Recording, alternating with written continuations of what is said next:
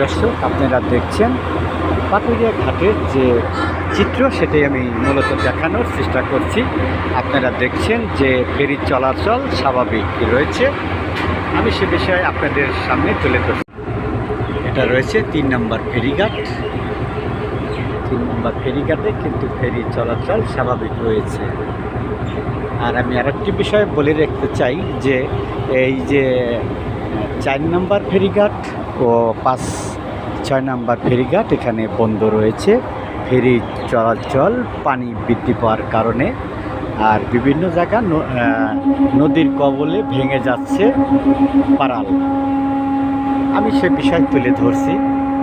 আমি Sheikh Mohammad Billal Hossain, online news Bangla, Paturia ঘাট থেকে সরাসরি আপনাদের সাথে রয়েছি প্রিয় বন্ধুরা।